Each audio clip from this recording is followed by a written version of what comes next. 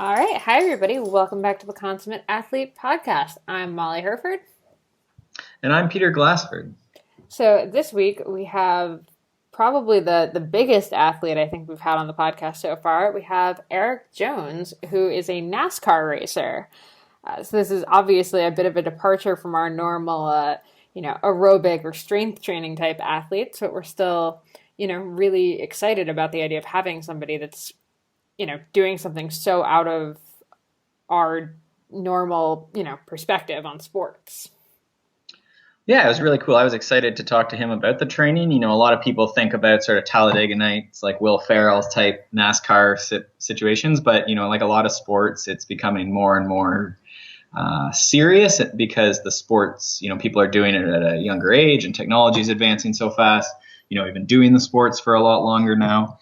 So to go fast in these sports, you have to be very, very fit and very, very focused on the sport. So it's not just, drinking beer or anything like that. It's, really serious. So I was excited to talk to Eric about, some of the stuff they do to overcome Gforces, how they train because their track time's limited, other sports they do for cross training and, sort of how someone would get into the sport of NASCAR. Yeah, I think what's crazy is that Eric has been, racing go-karts since he was, barely could walk, but he's also been racing full-on cars since he was 12 years old.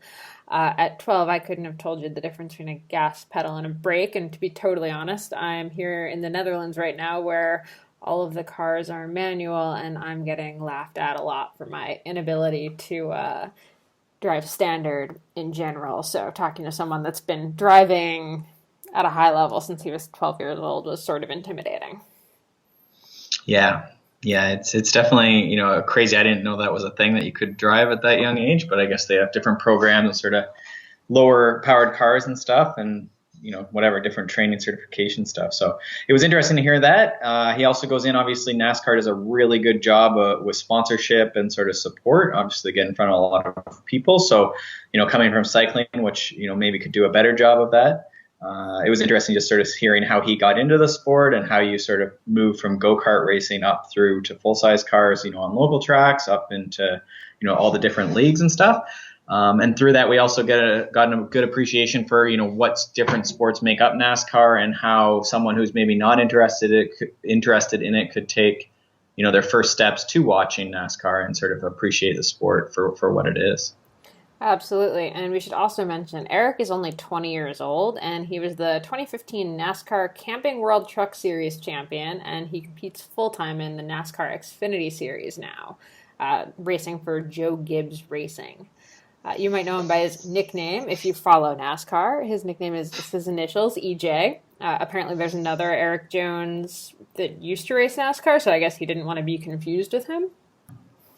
So, yeah, I think a lot of good things here. Again, give it a chance. Like all the athletes we have, there's lots of nuggets there for your training you can pull away. I think for me, the biggest takeaway was just the amount of time they spend visualizing the course and, setting up their machinery and, getting ready for pit row. And I think a lot of that stuff certainly will transfer to mountain bike racing for me. But I think whatever sport you're into or sport you're trying to get into, that visualization and time away from the quote unquote track is something a lot of people overlook, but something that those elite performers are doing, all the time. Absolutely. And I think it's just cool to, just learn about another sport. You might pick up some tidbits that, if your dad or your uncle at Thanksgiving starts asking you about, NASCAR or starts talking cars, you can drop in some NASCAR knowledge and show them up. So, yeah, without further ado, here is our interview with Eric Jones. Enjoy. All right, welcome back to the Consummate Athlete Podcast. We're here today with Eric Jones. He's an American professional stock car driver, and he races for the Joe Gibbs Racing Team. And those are Toyotas. It's important to get that in there. Racing a Camry, and he's won the 2015 NASCAR Camping World Truck Series and competes on the NASCAR Xfinity Series. So we're going to learn all about the different types of vehicles that he's driving and the different series and sort of how we can take our first steps into watching and then also maybe even driving some cars. So, Eric, thank you for joining us. Yeah, thanks for having me on. Alrighty. So what I really wanted to sort of start into is, we see NASCAR on TV, we see car racing on TV, but it isn't apparent to me how I would start, if I want to get my kids into car racing, how would I go about doing that? Or how did you go about doing that? Other than having kids first? Well, that's the first step. We'll have kids first, I guess. But once we have kids, how do you get into it? It's very different than any other sport. You think about football or baseball. It's right at most people's schools, and they start at an early age and can get right into it. But with racing, it's something that's kind of independent. You have to do on your own. And I was just always interested in cars when I was young, and always wanted to do something with cars. And actually found out from a magazine article that my mom read that you could race what was called quarter midgets around the time that I was 7 years old, and I started racing there. Out local at a track by me about 45 minutes from my house that we found, and then started traveling around more and racing throughout the country and racing these go-karts throughout the year. And I raced that until I was about 12 years old, and I got into my first full-size car at another local track by me, Owasso Speedway in Michigan, which was about 30 minutes from my house, and raced out there for a year, and then started traveling around in some more late model stuff. So it's definitely different to get into, but I think the best thing for any young kid is to get into a quarter midget or a go-kart at their local track. There's actually quite a few throughout the country that are pretty local to most people. Okay, yeah, and I had a friend who raced when I still have him as a friend, but he raced when he was younger, and he also did that for practice. So would you ever get in a go-kart anymore? I do actually sometimes, more for recreational use than true practice. I go out and just have fun and race around. But, there's some guys that do use it for training still. I think go-karting is probably racing in close to its purest form. It's so fast and so high-paced, and there's decisions that have to be made at probably a higher rate of speed than really even on the NASCAR level at times. So there's some guys that do use it for training, but I just do it for more of a recreational activity. Yeah, because they accelerate and move and turn, like they turn on a dime, right? Because they're so short and so small. Yeah, they're very very active, very very intense karts. You have to be on your game. I think it actually helps keep you pretty sharp, for the guys that do use them. Okay. So then when you were younger, it sounds like, starting at 7, did you play other sports then, or was that sort of your first thing you got into, or did you do some t-ball or, something like this? Well, I tried about every other sport. I did play t-ball. I tried football. I tried hockey. I tried track. I tried all those things. I just was never too much of a fan. I think more so because, being a competitive kid, I wasn't that good at those things, so it really didn't feed into that competitive side of me and being successful in those things. So when I got in a race car for the first time at 7, it was something that was fairly natural to me, and I felt like I had a knack at right away, and honestly was something that I enjoyed more than all those other things right away as well. So I was just able to get into that and have some early success, and I think the enjoyment out of it that I got early on was more so in those other sports as well. Yeah, I would imagine it's thrilling at 7 to get into something. Yeah, seriously. And just be able to rip around and, drive, I remember being bitter that I couldn't drive my neighbor's Barbie Jeep, so I feel like I would have been pretty stoked. Right. Yeah, I mean, you think of, any young kid, I think a lot of them are out there. You ask them what they want to be, when you want to grow up, it's a race car driver or a rock star, an astronaut, one of those three most of the time. So to be able to, say you're a race car driver at 7 years old, that's pretty cool for any kid. And I was getting to go out and go fast and race competitively at a young age, so that was pretty neat. Mm-hmm. Now, at what age were you able to actually drive the full size car? Then was that at 12, or that was after 12?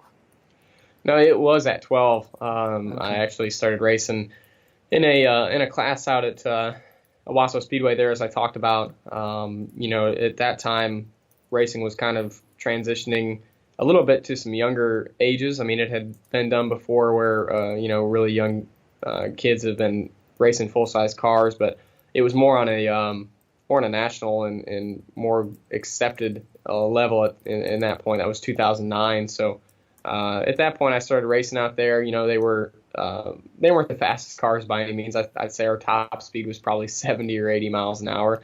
But you're still on a racetrack with, at that time, 25 other guys, full-grown men, and they're out there and racing.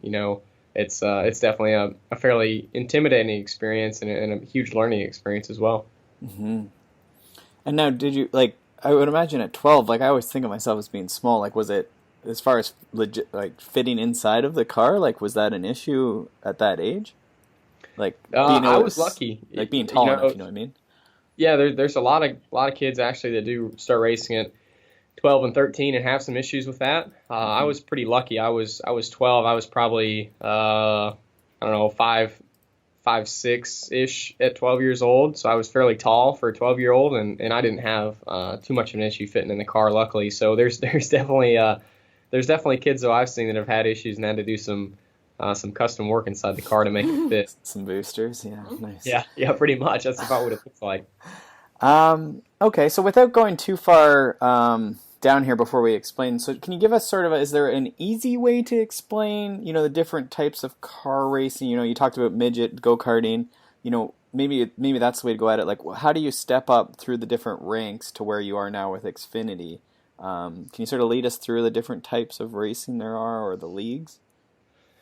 I can, yeah. I mean, it's the way I look at it is it's kind of the Wild West of sports. There's no, there's no draft, there's no combine, there's really no scouts in our sport. It's more of trying to put yourself in the right position. There's a lot of different paths you can take. I've seen, there's guys in recent memory and history that have taken a route of getting into a sprint car, which is an open wheel race car, racing on dirt, even at times, not even asphalt. So, I took the path of staying on pavement and going basically right into stock cars after I was getting out of a quarter midget, and then up into what was called a late model, which is another pretty common way a lot of drivers now are going to try to advance through the ranks. And, these these late model races, they kind of travel around really throughout the central part of the country, the Midwestern part and also the southeastern part.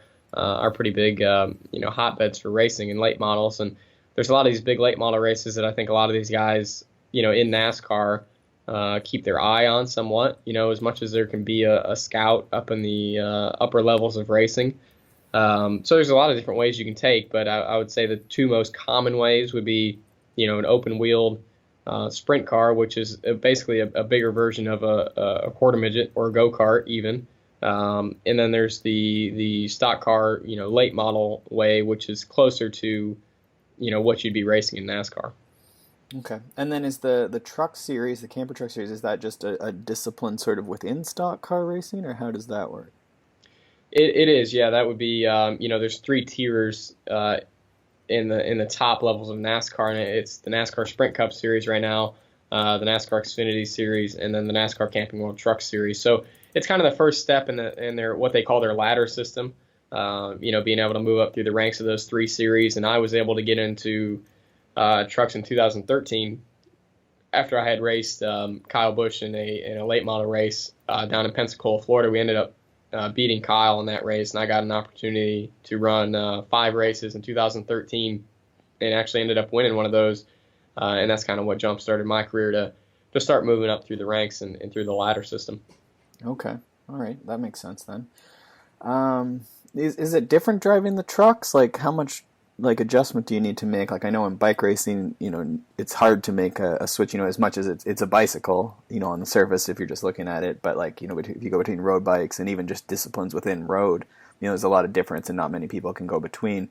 Is it hard? Like, do you see, you said people use it to move towards NASCAR, but is it difficult to race them both or all 3, or to move between the two, or the ranks, as you say?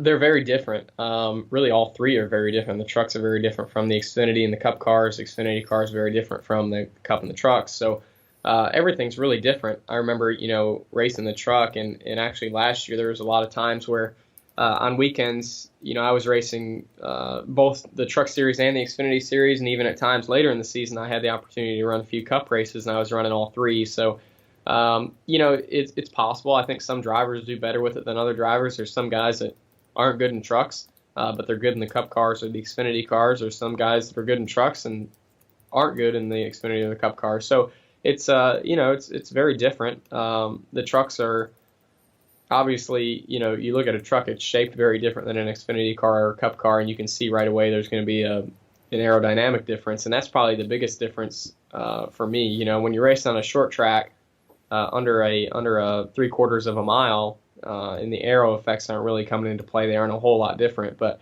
when you get up on a track bigger than a mile or 2 mile and a half and above, they're pretty different. The trucks are a very different driving style. They're a lot easier to drive by themselves, but they're a lot tougher to drive in traffic with other trucks around you. So there's a lot of different things that you have to do between the three of them. But at the end of the day, I think as drivers, you kind of try to compartmentalize that and remember each time you're in a different vehicle what you need to do different to make it go fast. Okay. Now, out of those the three NASCAR disciplines, which one would be, like, if you had to recommend people watch one, like, is there one that's, like, more exciting or easier to understand, or one that you would recommend for that first exposure?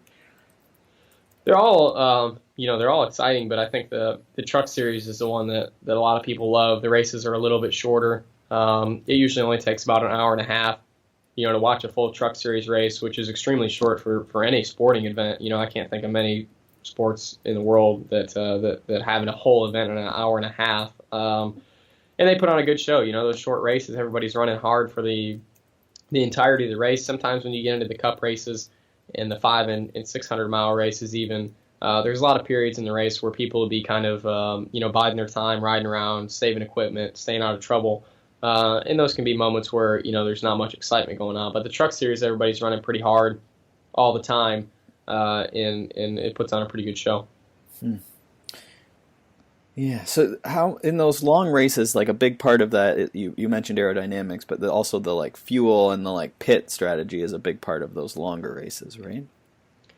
It is, yeah. We're fortunate as drivers to have number one, a crew chief, but beyond that, even we have 2 engineers up on the pit box that are trying to calculate fuel mileage, and we've in the Cup Series, they're pretty lucky now. They actually switched to fuel injection. They're able to have a lot more data from that to be able to predict what they're getting for fuel mileage and how long they're able to go. And beyond that, beyond fuel mileage, tire strategy is pretty big as well. There's tracks that are more abrasive on tires than other. The older, worn out surfaces are definitely harder on tires, and that's where tires come into play. And when you need to pit, when you need to take tires, when you need to stay out. So. A lot of those things come into play. Fortunately, as a driver, we don't have to make many of those decisions. Right. We have the crew chiefs and the engineers to do that, but that's definitely a big part of those longer races. Now, with your crew, I assume you can speak to this, but are those a lot of those people who have raced on some level and then go to school for engineering or go to school for management or whatever, and then end up in a pit crew, or how? Can you speak to how you would end up on a pit crew? There's a big mix, yeah. A lot of them did grow up around racing or in racing. There's some that didn't grow up around it and they got involved with it on their own.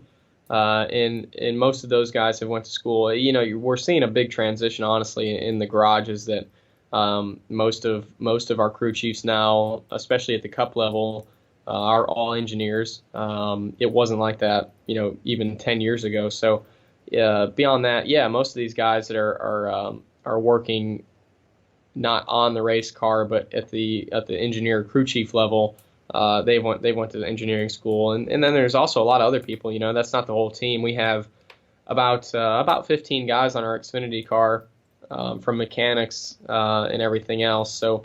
Those guys just got involved with racing at a young age most of the time, have been around it their whole life, and just wanted to be involved in it somehow. Right. Yeah, that's huge. And like you say, like, they all have a really important role, right? Like the driver's there, but everyone's from tires to gas to all the different elements. That's crazy. Now, how much do they must restrict as far as engines and your aerodynamics, like the shells and even tires and stuff? Like there's a fair bit of rules as far as what you can use. Yeah, there is. NASCAR polices that pretty well. There's a lot of motor rules to keep everything fair, and then throughout the year they'll take cars after a race and dyno them to make sure everybody's evened up. But there's specifications on motors that we can't exceed. There's certain rules on motors that we can't get around as well. So it's the same with bodies and aerodynamics and chassis. All our chassis that are built have to be approved by NASCAR before we can put them in the competition.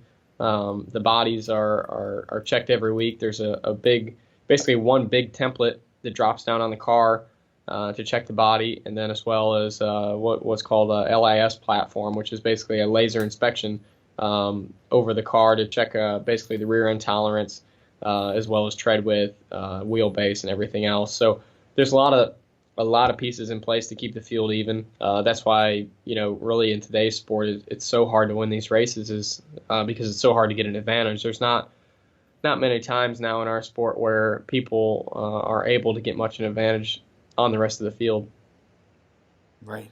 Yeah, because it's also normalized and everyone's pushing the limits so much that it's hard to be like, boom, a huge percent in engine or aerodynamics or these crazy tires or something like that.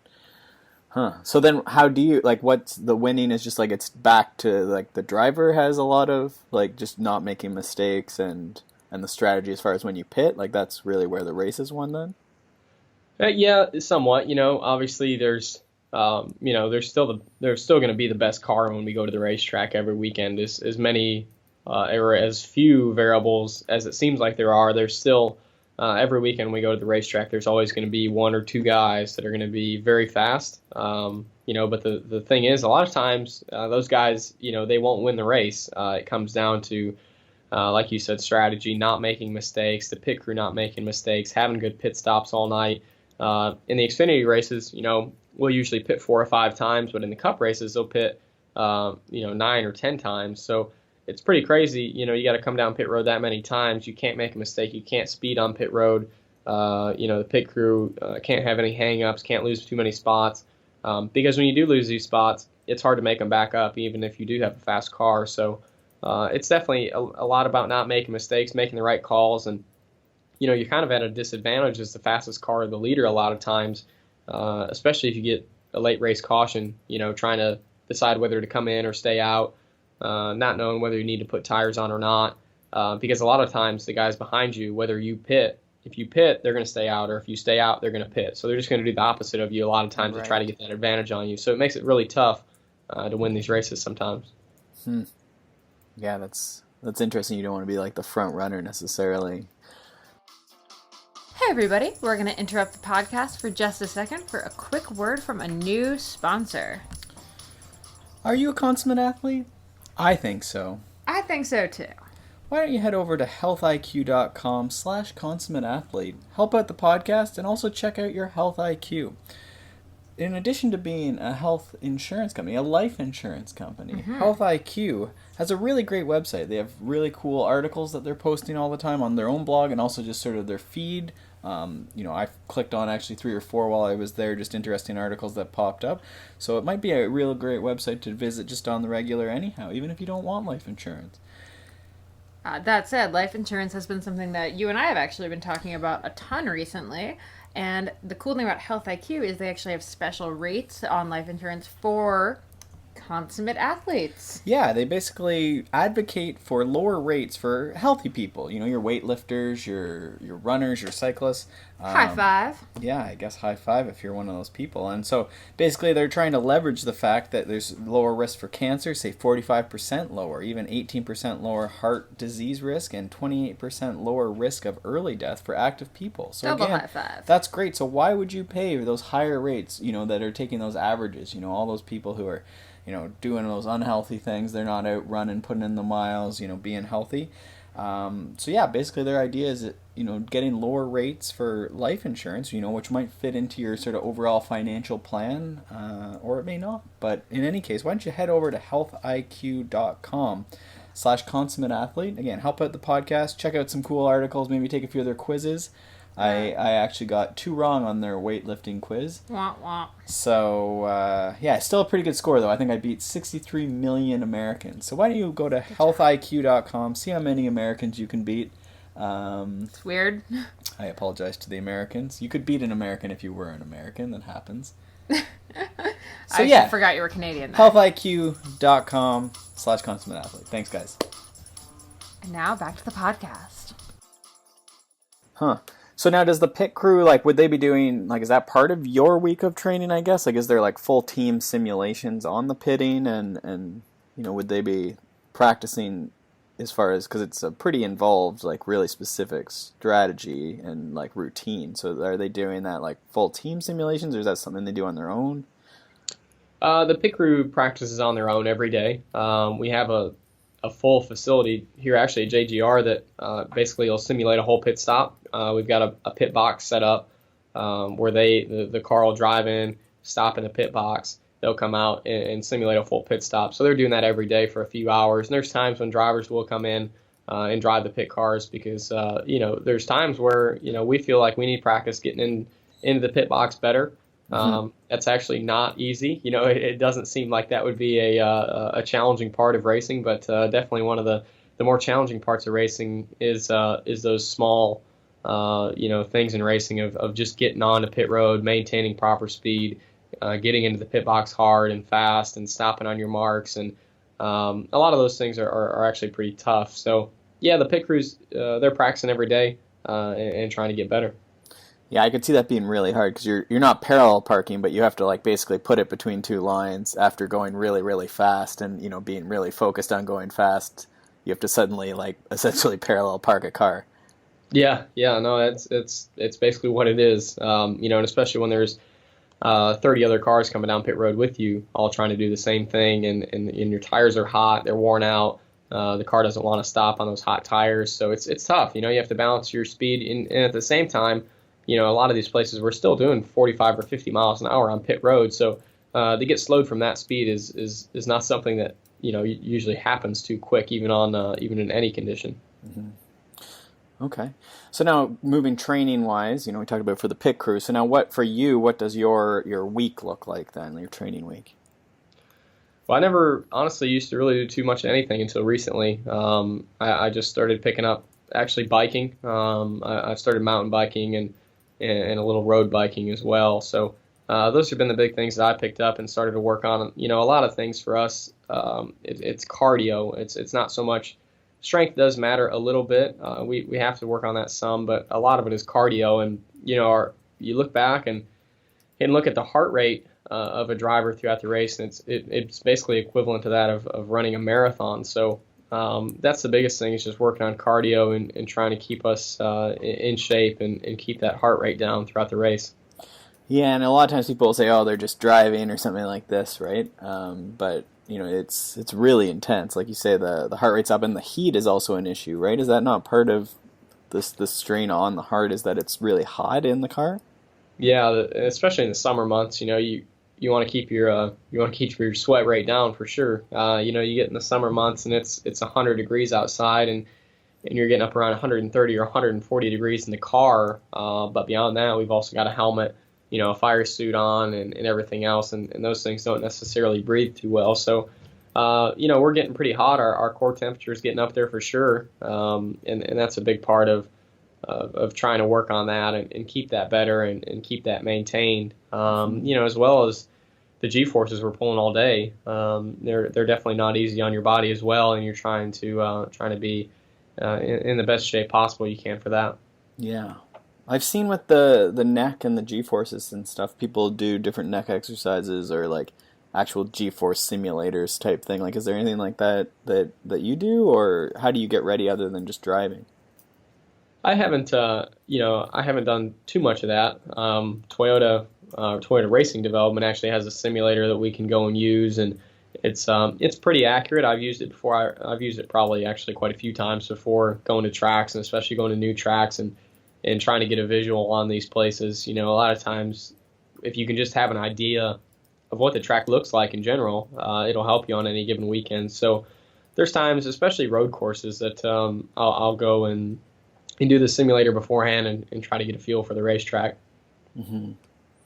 Yeah, I would imagine that's a huge benefit, just to know, like you say, especially on more road courses, that just to know, which corner and, what's coming. And then even if you can simulate, any sort of the forces and stuff too. Like it would let you focus more on the driving versus, navigating it, right? Or being shocked on the situation. Yeah, for sure. I mean, as you want to try to get yourself in the best position possible to not have to think about driving too much. It should be almost programming in your system to be able to go out there and drive, so you can focus on how to make the car better, whether it's loose or it's tight. You want to be able to focus on that and how you need to go and make that better, what it needs to do better, and communicate that back to the crew chief. That's that's a pretty important part of racing. And if you can be the best communicator in the field and tell your crew chief better what the car needs to do to go faster for you, obviously you're going to be better off than the next guy. Right. And what about the heat? Is there anything like, again, I guess you can go and drive as much as you can, and you'll get exposed to heat, but is there anything that you do to prepare better for the heat?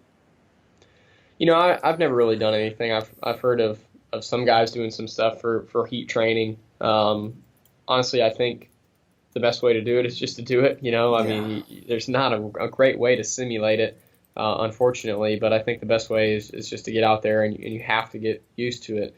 I definitely think it's tough when you get to those first few summer races of the month or those first few hot races of the year.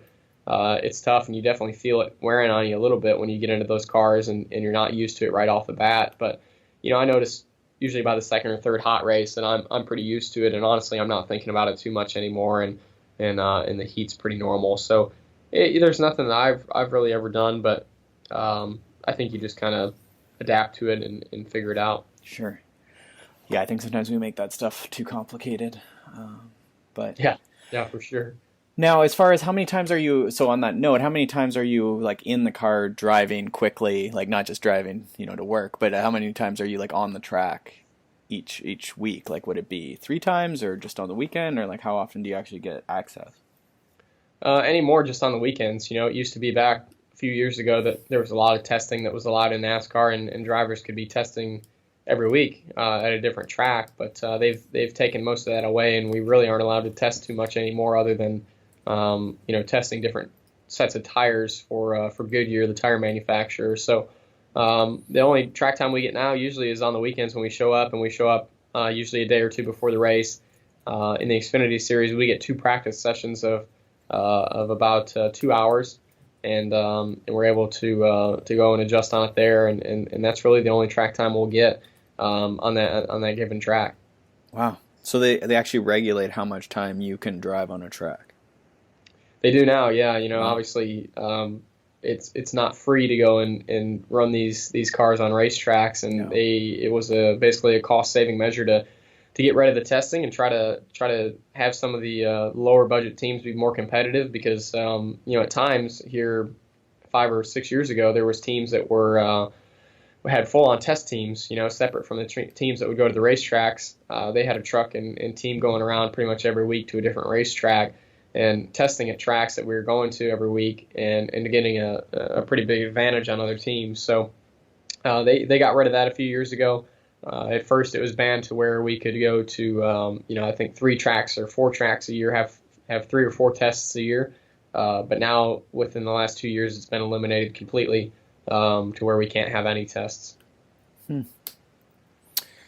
So then, I would think the simulators and stuff then would become more popular with people once they started limiting the actual driving they could do?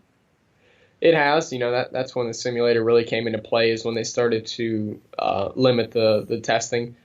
Not only for the drivers, but for the teams as well. We're able to use these sims to help with setup and help make the car better.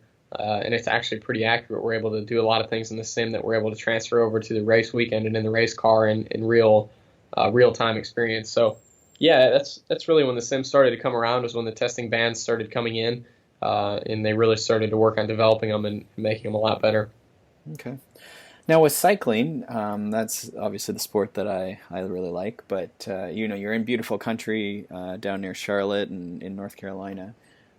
So you're riding some mountain and some road. So now how have you found getting into cycling? Like, do you find your driving skills are transferring over, or how are you finding that? No, it's tough. I'll be honest with you. I hadn't probably rode a bicycle in 6 years when I got into one here, and I've only started about a month and a half ago. and I started out on a mountain bike, and I'd never mountain biked before, and went out and tried it out basically, and it was interesting. I didn't fall down, so that was good. But other than that, no, nothing's transferred over. Actually, I got on a road bike for the first time, and that was a pretty different experience.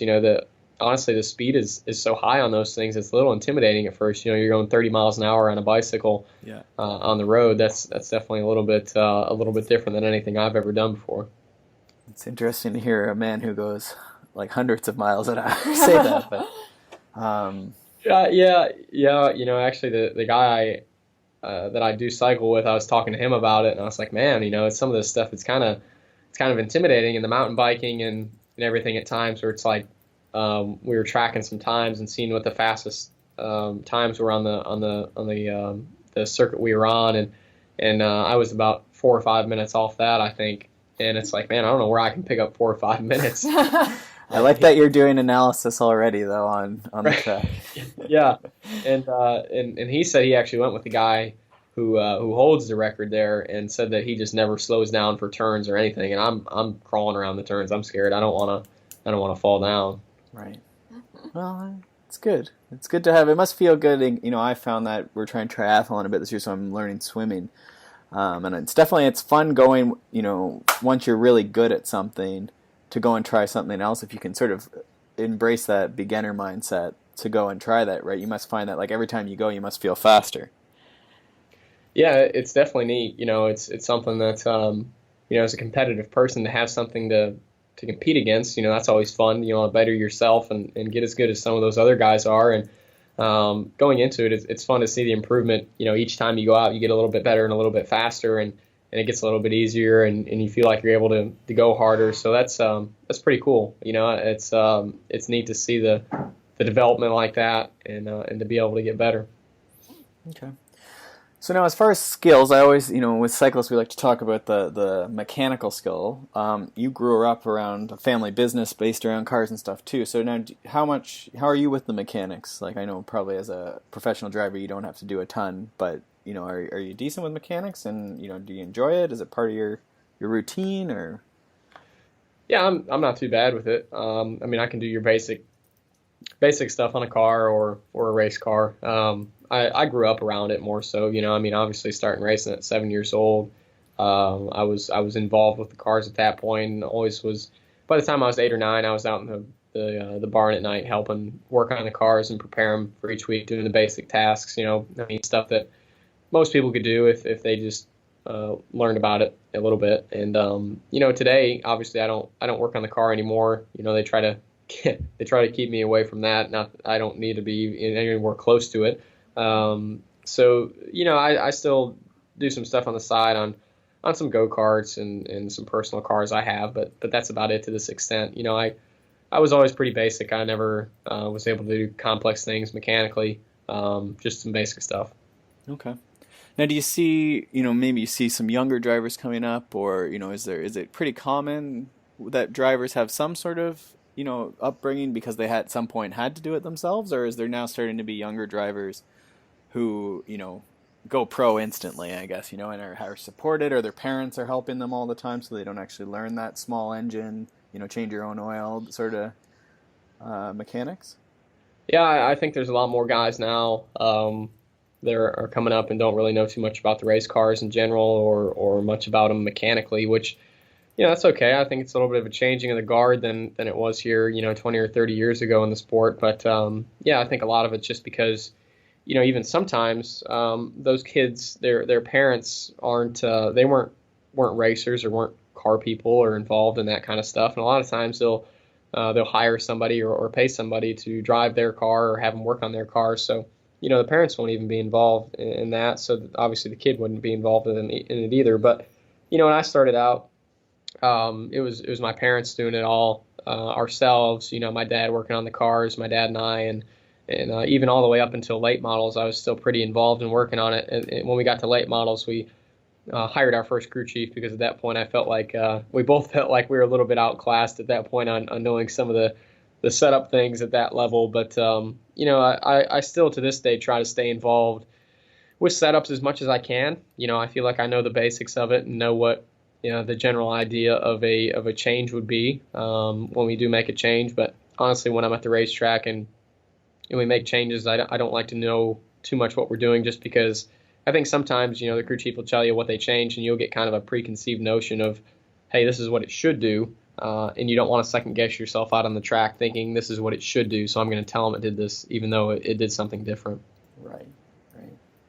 Yeah, I think that's a tough call in a lot of sports now is, the kids aren't, we're trying to help them out as early as we can and get them going, but then they miss that early stage mechanics and, learning stuff and sort of, like you say, the fundamentals of the sport or the engine or the machine or whatever they're doing. Diagnosing, right? You come in and you're like, my shifters aren't working. Yeah. We certainly, I think in cycling, are guilty of this too. But yeah, exact same thing. Like when you're driving and something goes wrong, you're able to figure it out either on your own or like you say, sort of tell someone whose job it is to work on it, right, and sort of help the process. So the other part of car racing and a lot of sports is the sponsorship, but certainly NASCAR does really well. So what I was wondering is, you talked about growing up and doing it as a family project. How did you navigate that world of sponsorship as a young driver, I guess? Like, I mean, obviously winning helped, but, did you have any help along the way, or did you have a theory or a system that helped you, gain those first couple sponsors? Early on, it's really tough. There's not a lot of people that want to sponsor a late model that's getting, pretty minimal exposure, just local track exposure to whoever the fans that show up that are there.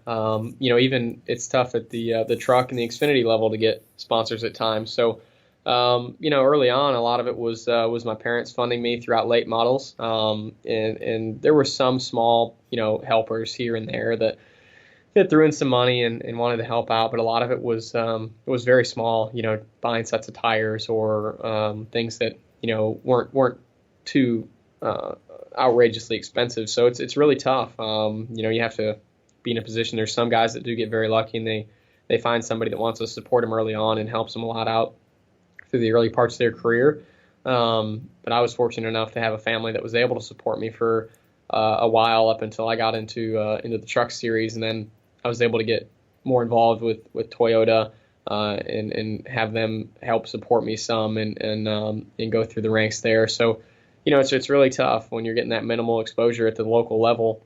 There's, like I said, there's not a lot of people that are going to want to help out just because there's no big exposure. You're not getting on TV. You're not doing those kind of things. So it's pretty tough. It's funny because I think we all have the misconception that race car drivers just start out as having big sponsorship packages. But yeah, you guys start somewhere. Yeah. Okay. So if you're a new person to car racing, but you think it sounds kind of cool, what's the most fun thing to do? Is it to go watch some of that local stuff, or is it watch the big NASCAR races on TV? What's going to be the most fun?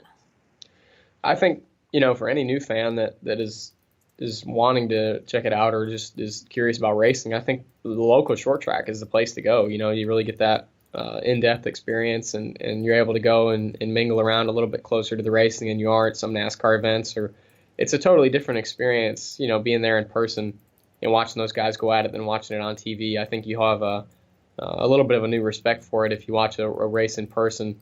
It's just so different. The speeds are much higher in person. It looks like we're going pretty slow on TV a lot of the time, so you get a real sensation of the speed and you get the kind of the sense of the intensity around it and the aroma and the smells and everything that come along with racing. So it's definitely something I think you need to check out in person, and I think your local short track is definitely the best place to do that to get a real sense of it. I like that. And then if you are going to watch one on TV, what's the most exciting of all of the races to watch? That's a tough question. Yeah, it's subjective. I mean, there's a lot of tracks that I think people think some will think are exciting, others don't think they're exciting. Martinsville's a great short track race. A lot of the short track races are pretty exciting in NASCAR, whether it's the Xfinity, the Truck, or the Cup Series. So, Bristol, Martinsville, or the road courses are pretty exciting. They're a little bit different and unique.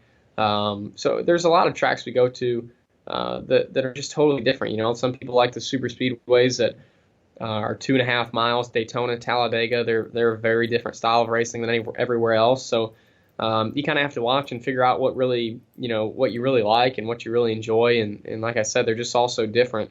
I think you really have to see and find out which one's, the most exciting for you. Mm-hmm.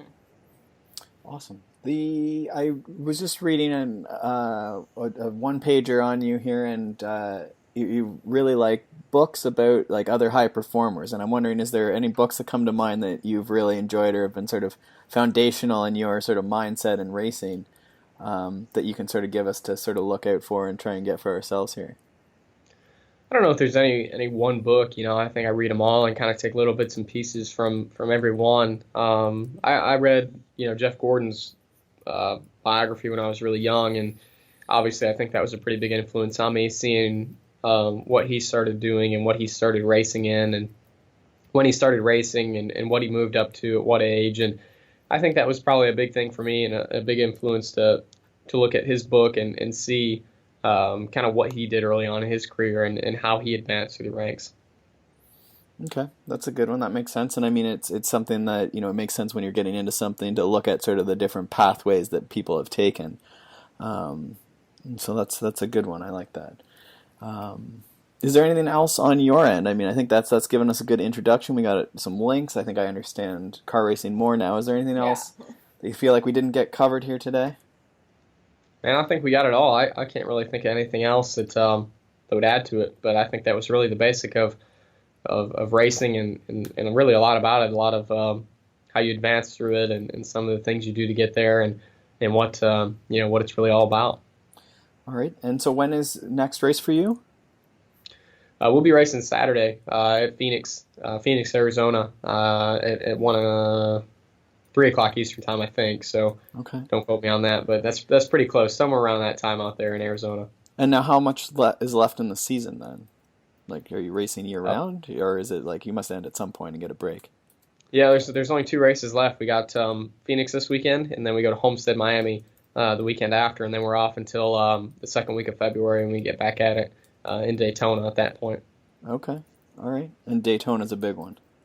Yeah, Daytona is our biggest race of the year. The Daytona 500. That's our it's funny, we kind of start with our biggest race of the year, so that's when we all want to go try to win.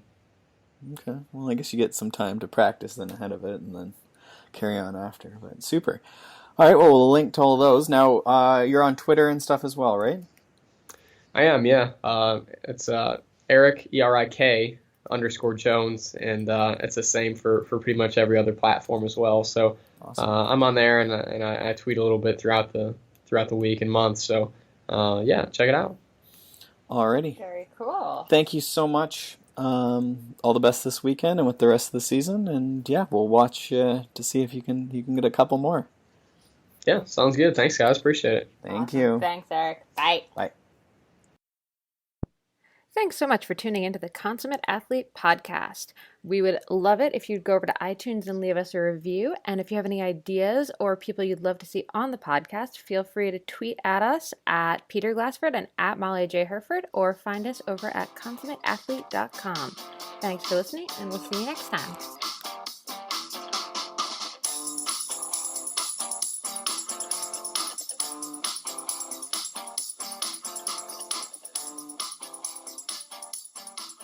Just a reminder to head over to healthiq.com/consummateathlete to get your life insurance quote and find out how active people can get a good rate on their life insurance.